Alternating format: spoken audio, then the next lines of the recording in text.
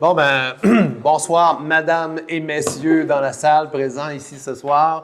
Bonsoir à tous nos auditeurs, auditrices à la télévision qui profitaient de ce beau mardi soir pour écouter la palpitante adoption du budget 2025 de la ville de Percé. Mercredi soir. Je vais vous dire en premier l'ordre du jour que je vous lis. C'est simple, adoption de l'ordre du jour, adoption du budget 2025, adoption du programme triennal d'immobilisation et publication du budget 2025 et publication du projet triennal d'immobilisation et période de questions.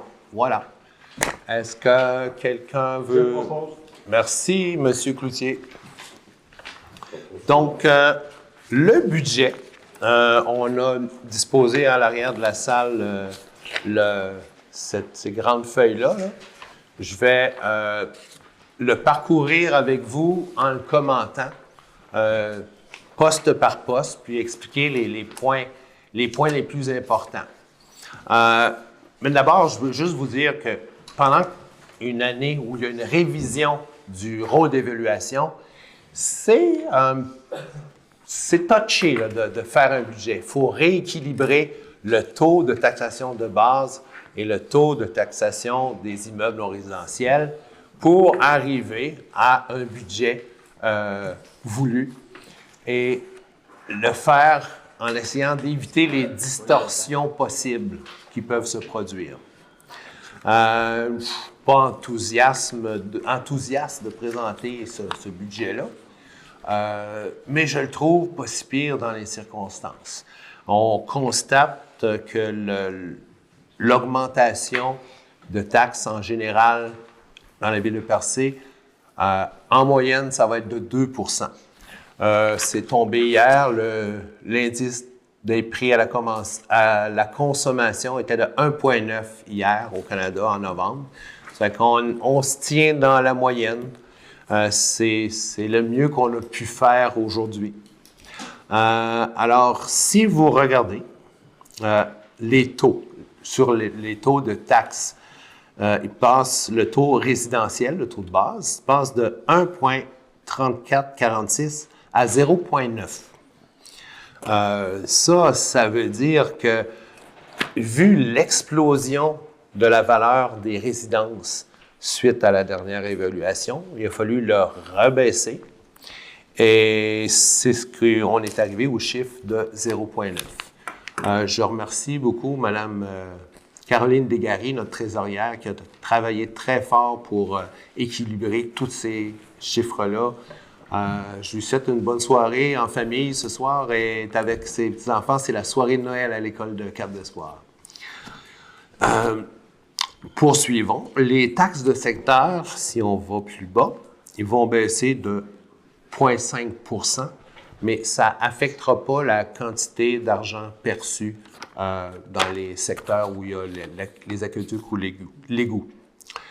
Donc, la moyenne, pour une maison moyenne, là, si on prend une maison type à Percé, qui valait 117 000 $ il y a 3 ans, avec le nouveau rôle d'évaluation, elle a augmenté à 178 000 $. Puis si on lui applique le taux de 0,9 %, ben ça correspond à une augmentation de taxes de 32 %. C'est 2 %, c'est équivalent au taux d'inflation. Mais ça, c'est le taux moyen. Il y a des personnes qui ont des maisons plus évaluées, plus chères, vont avoir une plus grande augmentation de taxes. D'autres qui vont en avoir moins que 32 $, même que certaines personnes vont voir leur compte de taxes diminuer. Mais en moyenne, on dit c'est la statistique qu'on a pu produire, que Mme Desgaris nous a calculée. Là, à cela, si on descend un peu plus bas, taxes sur une autre base, les tarifications pour les services municipaux. Toutes les maisons qui sont desservies par l'aqueduc, les égouts, et bien, toutes les autres maisons en général qui ont une collecte des matières résiduelles, les vidanges, bien, ils sont tarifés à la porte.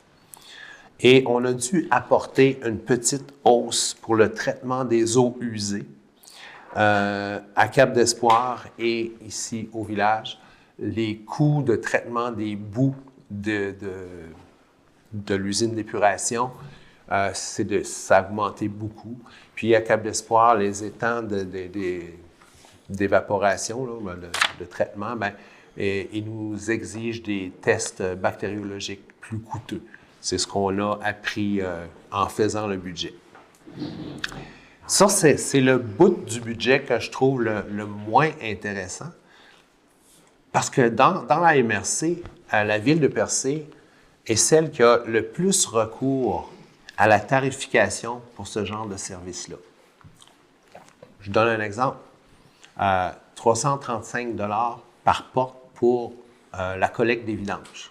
Ça veut dire que une de vos concitoyennes, là, M. Rail, à Val-d'Espoir, reste dans un petit bungalow. Elle va mettre un petit sac de Jovi par semaine.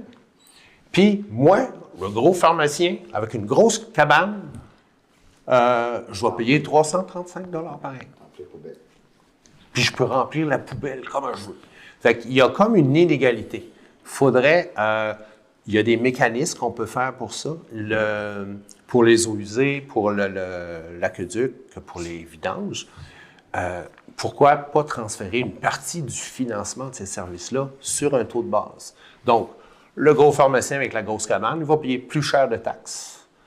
Et ça va servir à obtenir les mêmes services. Et bonne nouvelle, on va explorer ça cette année, en 2025, je vais le proposer au Conseil. Une autre bonne nouvelle qui est tombée, la Régie intermunicipale du traitement des matières résiduelles, la RITMR, ceux qui collectent les vidanges, ils veulent introduire un système à la levée, c'est-à-dire pour quantifier la quantité de déchets qu'on jette dans nos poubelles. Ça fait que, tu sais, à chaque fois que le levée, on ne sait pas encore comment ça va s'appliquer dans notre ville, qu'est-ce que ça va représenter, mais ça peut représenter des économies de taxes pour nos citoyens les moins nantis. Je ne sais pas combien. Excuse, mais ça va juste apporter le monde d'acheter le vidange dans le bois parce qu'ils vont se dire que ça marche au poids. Il faut être prudent avec ça, oui. Il faut être prudent avec ça. On va voir aussi à refaire... Il y a plein de mécanismes pour ajuster ça. Mais tu sais, il faut penser aussi que le premier compte de taxes, là, il tombe souvent échu en plein trou noir. Fait que là, il y a du monde qui la trouve salée. On va essayer d'ajuster ça. Si on poursuit, j'ai fait une petite digression, mais je vais faire ça vite, vous allez voir. Paiement tenant lieu de taxes. Les enlieux de taxes pour les édifices du gouvernement. On voit là une baisse des taxes reçues là. C'est bien simple, c'est parce que les édifices gouvernementaux, les prisons, les écoles, ils n'ont pas connu une augmentation, une évaluation foncière aussi haute que les résidences privées. Ça se vend mal une prison puis une école vide. Il n'y a pas de marché pour ça. Fait que même si on a augmenté un peu leur taux de taxation, mais ils en payent un peu moins. Les revenus de transfert, là, une bonne nouvelle. Par rapport à 2024, il y a eu une augmentation significative. Si vous voyez à la page 2, transfert, péréquation et point de la TVQ. L'an dernier, c'est 195 000 $. Cette année, c'est 519 000 $. Une grosse augmentation qui, ça nous soulage dans la production. Ça nous aide là, pour le budget, pour maintenir les services. Les transferts, entente, partage de frais, ça n'a pas bougé beaucoup, diminué un petit peu. C'est les divers niveaux de gouvernement qui nous donnent des transferts pour financer certains services, réseau routier, gêne du milieu, aménagement, urbanisme, tout ça. On voit une petite baisse à aménagement, urbanisme et développement. Il y avait une subvention pour le projet d'aide-conseil, mais Mme Lisa Marie-Gagnon n'est plus à l'emploi de la ville, donc on n'a plus ce poste-là.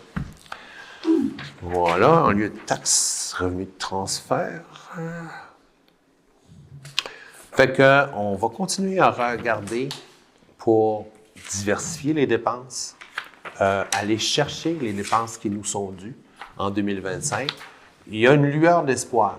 Il va y avoir une révision du rôle d'évaluation qui commence en décembre parce qu'on constate qu'il y a beaucoup de constructions récentes, des nouvelles maisons qui ne sont pas encore évaluées à leur juste valeur. Au rôle de taxe, c'est le prix du terrain. Alors ça, ils vont corriger ça et même on peut avoir une rétroaction là-dessus. Mais surtout, je pense à la belle grosse maison qu'ils ont construite là, sur la côte, là, l'espace bleu au prix de 26 millions. Ça aussi, on va le faire réévaluer. Puis j'espère qu'on va en retirer un montant appréciable. Tu sais, 10 000 $ par là, 20 000 $ par là, tu sais, ça réussit à donner de la viande sur le budget. Puis une autre chose qu'on va observer pour les revenus en 2025, c'est que lundi dernier, le ministère du Tourisme publie toutes les licences des résidences touristiques. Puis, en regardant ça vite fait, là, j'ai vu qu'il y a beaucoup de personnes qui exploitent un chalet à louer ou une maison de tourisme qui ne paient pas le taux commercial comme c'est supposé l'être depuis 2023. C'est qu'on va essayer de corriger ça, analyser cette nouvelle liste-là, puis faire corriger le rôle de taxe en conséquence. Ça va nous amener, oui, quelques dizaines de milliers de dollars de plus, mais aussi, il faut être juste, parce qu'il y a des citoyens et citoyennes qui vivent de ce genre d'exploitation commerciale, qui paient leurs droits comme il se faut. Alors, il faut être juste entre tous nos citoyens. Passons maintenant à la page suivante, les dépenses. Oh, charge. Ça aussi, ça a été dur à établir, là, parce qu'il y a beaucoup d'imprévus qui se présentent à nous en 2025. On va négocier la convention collective. Il y a des problèmes d'érosion des berges qui vont peut-être nous pousser à réagir plus vite que prévu. Puis il y a des frais en honoraires, des frais légaux qu'on va être obligé d'assumer. La Commission municipale du Québec nous demande de faire un diagnostic organisationnel, revoir nos postes, comment que la structure de l'administration fonctionne pour être plus efficace. Mais pour ce faire, bien, on a tous ces aléas-là qu'on ne sait pas comment que ça va coûter encore, bien, on a fait une réserve, puis on la réserve, bien, 365 000 $. Ça a l'air gros, ça ne veut pas dire qu'on va toute la dépenser, mais on l'a mis une prévision dans le poste administration générale. C'est le gros montant que vous voyez avant-dernier dans la colonne. Fait que c'est à ça que ça va servir. Sécurité publique, bon, la Sûreté du Québec a augmenté ses factures partout au Québec. Nous autres ici, ben, c'est 28 000 $ de plus. Ça fait mal. Sécurité incendie, il y a 20 000 $ qui vont être accordés pour terminer la formation de tous les pompiers volontaires, les officiers et tout, et certaines dépenses d'entretien des véhicules qui étaient prévues. Au transport, augmentation de 4,9 %, c'est quand même stable. Ce qu'on m'a expliqué, c'est que c'est dû, on va engager un ouvrier saisonnier dans le déneigement de plus dans le secteur de Val-d'Espoir, pour répondre plus rapidement. Et il y a un employé saisonnier qui va passer régulier. Fait une petite hausse de ce côté-là. Hygiène du milieu, le budget est stable. Même comme je disais tantôt, que la hausse des prix du traitement des eaux usées, bien, c'est compensé un peu par la RIM, Régie intermunicipale de traitement des matières visuelles, a baissé notre quote-part ils ont réussi à trouver une autre manière on sauve 18 000 $ là-dessus. Santé et bien-être. Où suis-je? Ça, c'est les subventions qu'on donne à l'OMH pour les résidences. Et le programme MADA, ça reste stable. Aménagement, urbanisme. Là, on voit quelques variations. Ça augmente de 789 à 855. Et cette année, on prévoit au budget 113 000 $ pour les employés du bureau d'accueil touristique. L'année dernière, le conseil avait réagi et pris cette enveloppe-là dans le surplus non affecté, mais cette année, on le prévoit au budget. Puis, qu'est-ce qu'il y a? Il y a eu aussi 30 000 $ pour la promotion touristique. Puis, la hausse des frais d'hydroélectricité dans certaines installations. Loisirs et culture, on voit qu'au niveau, ça c'est la dernière page, centre communautaire, il y a une petite hausse, mais oui, c'est l'entretien, les réparations dans les haltes garderies qu'il y a à Cap d'Espoir, Val d'Espoir. Il faut les assumer. Qu'est-ce qu'il y a aussi? Autre activité culturelle, augmentation de 10 000 $. Ça, c'est pour la Saint-Jean-Baptiste, puis le 1er juillet. Mais on a des subventions pour ça. On va avoir des subventions pour ça. Donc, on arrive aux frais de financement. Eureka, ça baisse. Merci à la Banque fédérale. Les taux d'intérêt baissent. Puis si on fait la conciliation de tout ce qui reste à dépenser pour balancer les revenus et les dépenses, le remboursement de la dette est moindre que l'année dernière. On finit par rembourser le capital à cette place-là. Transfert à l'État des activités d'investissement. Ça, je ne sais pas ce que c'est. Si on me pose des questions là-dessus, le transfert des activités d'investissement, je vous répondrai plus tard. Ensuite, il y a des subventions. Oui, mais transfert à l'État des activités d'investissement, je sais pas. Les fonds réservés, bon, il y a chaque année, on met un montant dans un fonds réservé pour les élections, 20 000 $. Un fonds réservé pour l'exercice d'évaluation du rôle, les droits sur les carrières et Les sablières. sablières. 40 000 $ qu'on met dans un fonds. Il y a aussi le fonds de roulement, un fonds pour les infrastructures touristiques qu'on en met à chaque année, ce qui montre à 161 800. Alors, je vous annonce que nous avons un budget pour 2025 de 8 88 000 $. Est-ce que quelqu'un propose l'adoption de ce budget?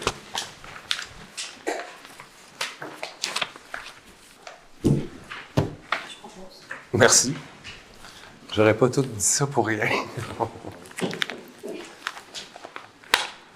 OK. Maintenant, on présente le programme triennal d'immobilisation. C'est la grande feuille avec les lignes colorées. Et aussi, ça vient avec un petit diagramme là, de la partie d'où va venir le financement de tous ces projets-là. Il va y avoir des subventions, des emprunts de la ville, et d'autres qu'on va prendre dans des fonds de roulement, puis les fonds réservés, puis voilà. Administration, l'hôtel de ville. Il faut refaire le toit, les bardeaux s'envolent. On va essayer de trouver une solution économique. Si on peut le faire en tôle, ça serait beau, puis ça serait fait pour longtemps. On va attendre les études de faisabilité puis d'ingénierie. La sécurité incendie. La relation aussi, nos centres communautaires, il ne faudrait pas oublier, hein, on a mis seul, mais les centres communautaires, passer vers l'espoir, sont finis. Je vous entends, oui. Les immeubles qui nous appartiennent, il ne faudra pas les perdre parce que, comme à l'espoir, on a une galerie, on a d'autres projets. La même chose à partir ici. Fait qu'il faut sauver nos immeubles. Ici, c'est prévu qu'en 2025, pour l'Hôtel de Ville, 600 000 et en 2026, 600 000. On pourra aussi en mettre. Je suis de votre avis. Ouais. Je vais voter pour vous. Merci. Moi aussi, je suis du même avec Michel. Bon, ben, c'est quasiment gagné. Sécurité incendie. Il est prévu l'année prochaine, ben, tout après les fêtes, d'acheter un camion-citerne. C'est un camion-citerne de grande capacité qui pourrait être placé à Cap d'Espoir, à la caserne de Cap d'Espoir. Actuellement, ça permettrait d'améliorer la couverture du schéma de prévention des incendies et même baisser les assurances des citoyens. Si tu es à moins de 8 km d'une caserne avec bien équipé, ça peut baisser de 85 $ par maison jusqu'à ça. Fait que maison des maisons, là, fait que ça va baisser. On les augmente de 32 $ le compte de taxes, mais si on peut le baisser, leur assurance de 85, ça peut aider. Des habits de combat aussi, c'est comme bien des choses, ça passe date, ces affaires-là. Il faudra qu'ils renouvellent. Travaux publics, infrastructure routière locale, 4 241 000 l'an prochain. On a reçu une subvention de 3,6 millions pour rénovation dans certains chemins, coins, Cap d'Espoir, Val d'Espoir. On aura plus de détails quand on adoptera le règlement. Équipement de levage et plaques vibrantes, 35 000 $ pour compléter les outils de compaction là, de la voirie. Une camionnette F550 en 2026 pour ajouter un véhicule qui a plus de souplesse qu'un gros 10 roues pour déneiger les plus petites roues, les plus petites rues et qui pourrait couvrir d'autres secteurs plus rapidement que de temps. Puis on n'a pas besoin d'avoir quelqu'un qui a une classe 3. C'est une vrai. classe 5. C'est ça. C'est plus flexible dans l'horaire de déneigement. Pour l'engagement aussi. Pour l'embauche. Ouais. Hygiène du milieu. Véhicule atelier. Notre responsable des eaux usées de l'aqueduc transporte toutes ces affaires dans un pick-up. Il y en a beaucoup d'outils à traîner. Ça fait qu'on changerait un pick-up pour un petite vanne avec des compartiments, là, des armoires. Ou peut-être même trouver une petite boîte là, qui irait dans le pick-up. On prévoit magasiner ça le plus économique possible. Il y a des travaux aux stations de pompage qui vont être dus l'année prochaine. Et il y avait été réservé 200 000 $ pour le projet des compteurs d'eau, le projet là, qu'on n'a pas encore d'idée comment ça va coûter. Ça ne veut pas dire qu'on va le dépenser, mais on prévoit que si jamais ça en vient là, on les aura. Puis, il y a renouvellement des conduites des rues Billard et Montjoli, phase 2. Ça, c'est financé en gros par la TECQ. Madame Vibert, c'est quoi la TECQ? La taxe sur l'essence et la contribution Carburant. du Québec. Voilà. Enfin, aménagement du parc municipal de la rivière des Émerauds. Finir d'aménager les espaces. Là. Pas construire les gros bâtiments, là, mais les sentiers, les escaliers, tout ça. 100 000 $ à chaque année pour 3 ans. Aménagement de la plage de Coin-du-Banc. Il reste des travaux à terminer sur le bord de la promenade qui s'écroulait, là, bord de la plage. Aménagement des parcs des aînés de Cap d'Espoir et Bridgeville. 100 000 $. Ça, c'est un programme PRIMA. C'est comme une subvention, là. J'ai pas une notion de qu'est-ce que ça veut dire. Programme. Non, là, je ne me souviens plus. En tout cas, c'est pour aménager un parc à Cap d'Espoir. On prévoit aussi aménager des parcs de jeux dans le deuxième rang de Cap d'Espoir, à Bridgeville et à Tête d'Indien. C'est des petites améliorations pour 18 000 l'aménagement paysager, compléter le travail qui a déjà été fait. La halte de Barachois est prévue 60 000 J'espère que ça ne coûtera pas plus cher que ça, mais avec l'érosion, avec l'eau qui monte, on va falloir évaluer. Mise à niveau des haltes routières. Bon, ben, toutes nos 8 haltes routières ont besoin d'entretien. À Tête d'Indien, les édifices les toits on m'a dit qu'ils étaient très endommagés. Il faut rénover nos enseignes aussi de la ville qui sont graffinées. Camionnette van. Ah, ça, c'est pour notre horticultrice qui se promène avec beaucoup des petits pots, des plantes, qui embellit la ville, les terrains de jeu. Elle n'aura plus besoin de se promener. Elle n'avait pas de véhicule. Elle prenait un gros pick-up inutile là, pour ce qu'elle a à transporter. Donc, on va lui trouver une petite vanne à 20 000 $. Alors, on voit les totaux en bas dans la ligne en vert. Ça, c'est des prévisions qu'on met sur la table. Et on voit là-dessus que c'est tributaire de 65 % de subventions. D'autres, ça va être des emprunts de la ville. Mais si on voit là, qu'il y a des emprunts qui peuvent être payants, emprunter pour changer le toit d'un bâtiment ou des centres communautaires, bien, c'est mieux que d'attendre que tout s'effondre. Ça coûte plus cher dans ce temps-là. Bon, bien, je vais présenter ça en une demi-heure. Qui propose l'adoption du plan triennal d'immobilisation? Je propose. Merci, Mme Réal. Alors, on en est au point de publication du budget 2025 et du programme triennal d'immobilisation. Il faut donc publier ces documents-là conformément à l'article 474 de la loi sur les cités et villes.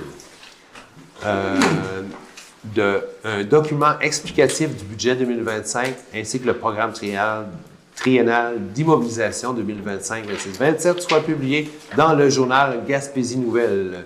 Tous les sujets à l'ordre du jour ayant été traités, M. le maire. Alors, qui propose la publication dans Gaspésie Nouvelle? Merci. Ce qui nous mène... Si vous permettez, M. le maire, aussi les documents qui ont été présentés ce soir, qui sont plus détaillés, vont être sur le site Internet de la Ville dès demain matin. Ça va de soi. Ça ne coûte rien. Ce qui nous amène à une période de questions qui va durer jusqu'à 8 heures. Parce qu'à 8 heures, il y a une séance extraordinaire du Conseil. Donc, on a une petite demi-heure pour, si vous voulez, on va poser des questions sur le budget. Comme ça, on va pouvoir, je l'ai encore chaud dans la tête, je vais pouvoir vous répondre. Jean-Claude Méthode. Je voudrais savoir combien la rivière aux Émeraudes a rapporté cette année. C'est... Hein? 312 000. 312? Oui. Oh, Elle a moi, j'ai rapporté vu... 118 000 de plus que 2023. En Pouvez-vous 2024. prendre le micro, Mme En 2024. Réel, s'il vous plaît? Excuse-moi. On n'entend pas. Si je ne me trompe pas, elle a rapporté 312 000 à comparer de l'an passé qui était à 194 000. En tout cas, je sais qu'on a eu 118 000 de plus que 2023. C'est bon. Ça, c'est avant les dépenses, avant les charges ou après les charges? Avant les charges. Avant les charges, OK. De 60 quelques mille dollars. Il Fait reste que- on parle de 250. 250 000. C'est un peu plus que bon. ça. On se permet Merci beaucoup. pour installer des écoles sanitaires un peu plus adéquats. Ouais. Un accueil qui a plus de bon sens aussi. Des meilleurs trails, puis peut-être un véhicule d'urgence de plus s'il se passe quelque chose. Parfait. Merci. Au revoir. Bonjour, Hélène Baudin. Je vois que l'affectation de surplus 2024 est en négatif. Il n'y a aucune affectation de surplus en 25. Oh. Je vais le retrouver. Je l'ai mis. Mon papier. Dans la page 4.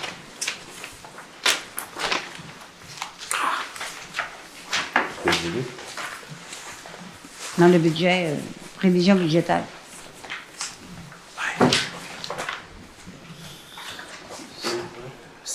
Affectation de surplus. Affectation du surplus dans les conciliations à des fins fiscales. OK. Madame Vibert, sauriez-vous répondre à cette question? Il n'y a pas d'affectation de surplus cette année. Là, je Il n'est pense pas nécessaire d'aller au surplus. Il est à moins 105. On n'a pas eu besoin d'aller au surplus. Pardon? On n'a pas eu besoin d'aller au surplus pour le budget. C'est pour ça. Oui. OK. Il était un surplus. En 25, vous n'en avez pas? Vous n'irez pas dans le surplus en 25, mais là, il est en négatif en 24. C'est une information touristique, je pense. l'accueil touristique, madame. On a pris 108 000 d'après moi, pour le bureau touristique. Il est à combien actuellement, le surplus d'affectation, le surplus de ville?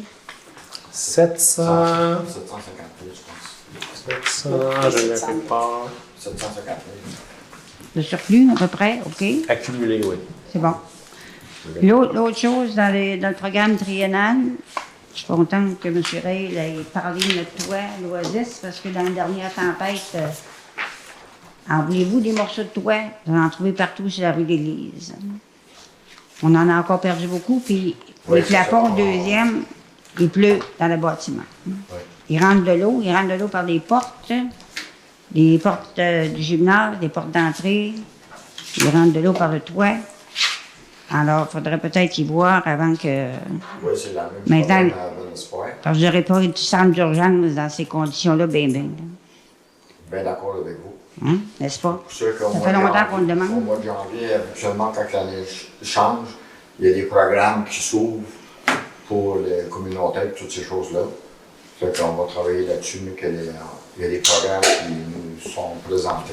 Oui. Aussi, je sais que c'est pas dans le budget, mais quand on a déplacé les cabanons à l'arrière de l'Oasis, dans la cour de l'Oasis, on y est allé un peu comme je te vois, là. Alors, nos cabanons sont dans nos fenêtres. Les portes face aux fenêtres. Ils sont pas à bonne place. 3 cabanons. Il y a des poubelles qui prennent aussi, puis il y a plein de choses. C'est intéressant, tu sais. Alors, on pourrait-tu avoir nos cabanons placés comme du monde? Bon, on va faire la demande Ouais. aux travaux publics. Oui, s'il vous plaît. Merci. Merci, bonne soirée. Les petites corrections.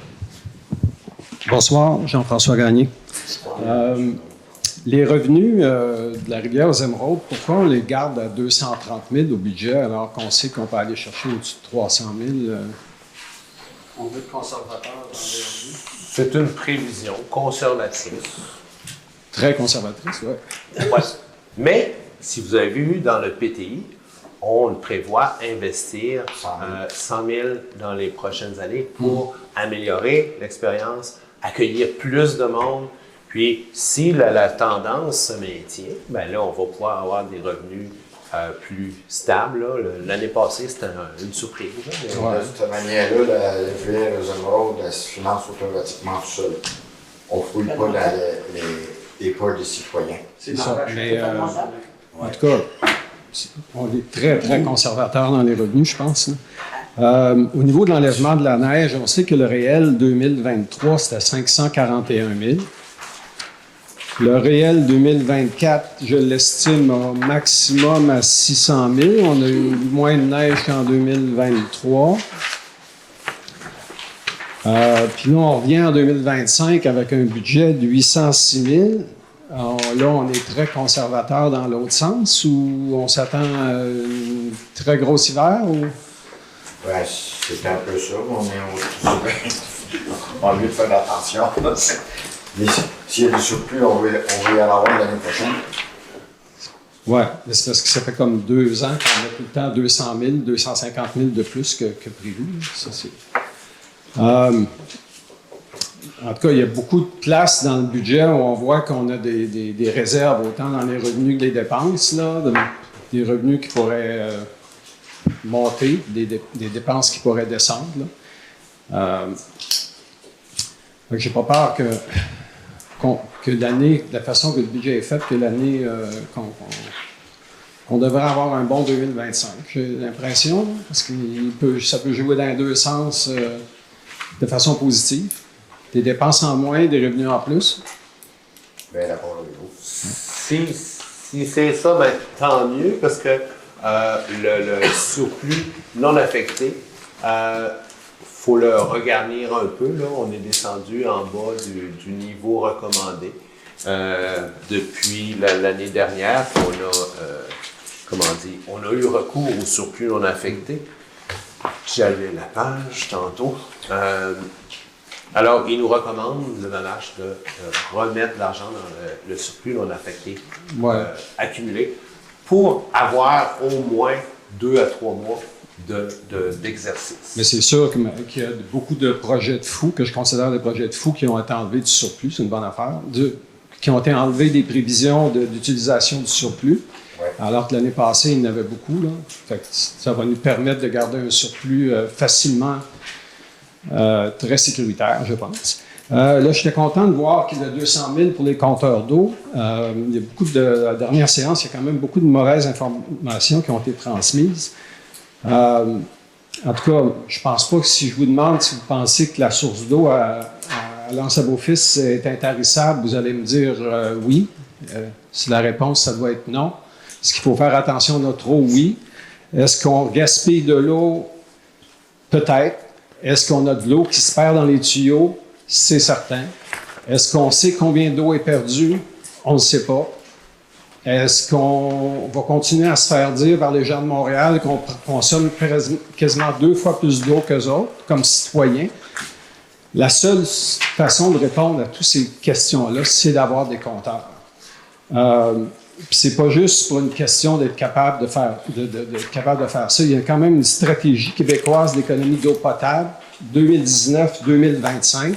La ville de Percé, au lieu de travailler sur protéger notre eau, nos anciens directeurs généraux ont travaillé à faire de l'asphalte avec du plastique à la place.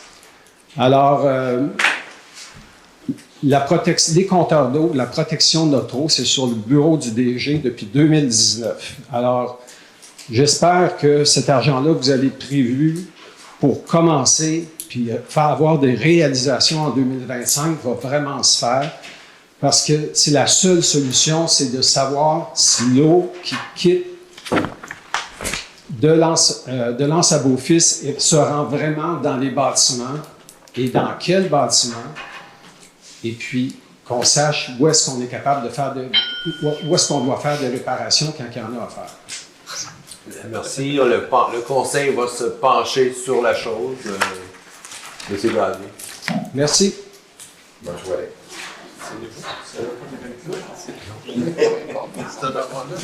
Bonsoir, Louis Beaulieu, Cablan en Percy. Juste pour que ce soit bien clair, dans le programme triennal de mobilisation pour un montant de 8 400 000, quand on regarde la répartition ici, ça veut dire que nous, la Ville, on assume 38 % de ces dépenses-là. C'est bien ça? Par des emprunts, soit des emprunts, 32 38 au total, puisqu'on a... oui, fonds de roulement. Puisqu'on a 62 % de subvention, les 62 % de subvention est inclus dans les 8 millions, là, dans le fond. Oui. D'accord. Une question qui me titille, même si elle est peut-être un détail, mais dans l'aménagement, l'urbanisme et le développement, on voit une baisse importante de biens patrimoniaux. Qu'est-ce que touche ce poste budgétaire? Oh! Je vais aller voir dans le détail, bien patrimoniaux. C'est qu'avant, il y avait un programme du ministère Culture et Communication pour la rénovation des bâtiments. Si vous voulez faire rénover avec le MCC, qu'on avait une part de financement là-dessus, puis qu'on dépensait aussi. Mais là, ça n'existe plus. Il n'y aura plus de subventions pour changer vos fenêtres à guillotine, puis votre clapart en pain de Colombie. c'est pour ça que ça a diminué. Donc, ça touche ce programme de subvention. C'est ça. Merci.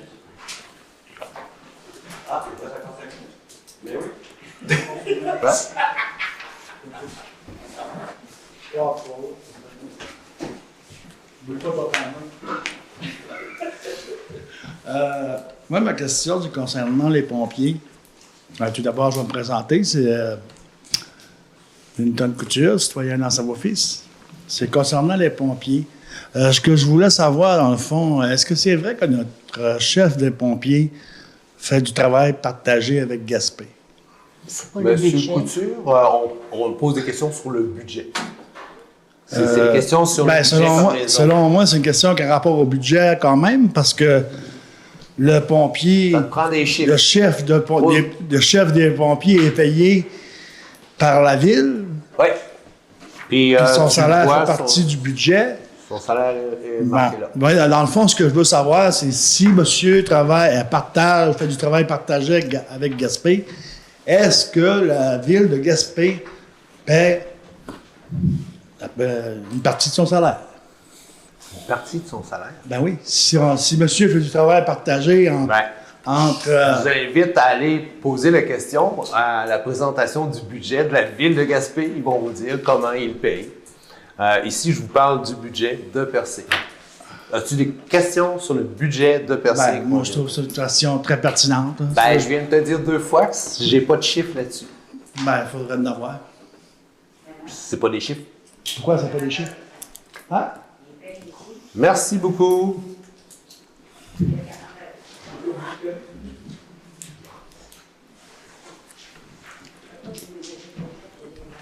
Bonjour, je suis une méthode. Oui, Des monsieur. petites questions, pas compliquées. Vous avez marqué 372 000 pour le récréo touristique. Oui. Ça, c'est pour toute la ville, c'est pour amuser le monde. Récréo touristique, entretenir la promenade, les employés qui nettoient, qui surveillent la rue du Quai, la promenade, le bloc sanitaire, les haltes routières, papier de toilette, toutes ces dépenses-là qui sont occasionnées par l'accueil de tous ces visiteurs et visiteuses-là. OK, ça n'a pas rapport avec comme l'Oasis. L'Oasis? Non.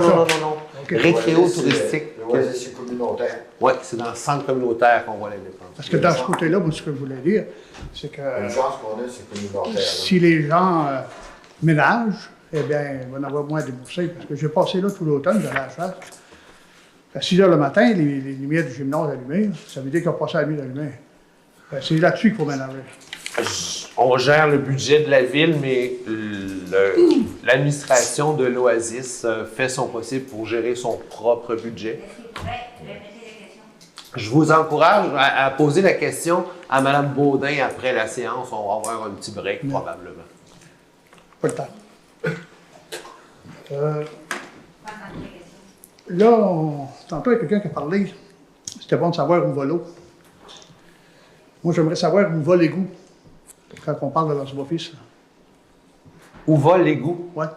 Parce que j'ai passé l'été là avec un bateau, puis j'ai vu des affaires passer, puis c'était pas des poissons.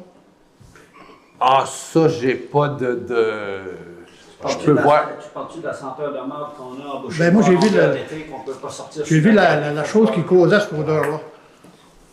OK. Puis ça paraît assez mal, surtout quand tu es de prendre ton café, là, que ça sera surveillé. On ne peut plus aller dans la superficie. C'est tout. Merci. Merci, M. Méthode.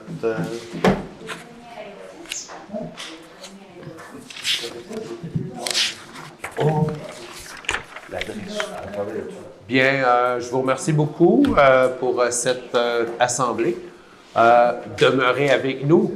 À 20h, 8h du soir, va se tenir la séance extraordinaire de ce conseil, ce qui nous laisse un petit 14 minutes de pause. Merci, M. Côté.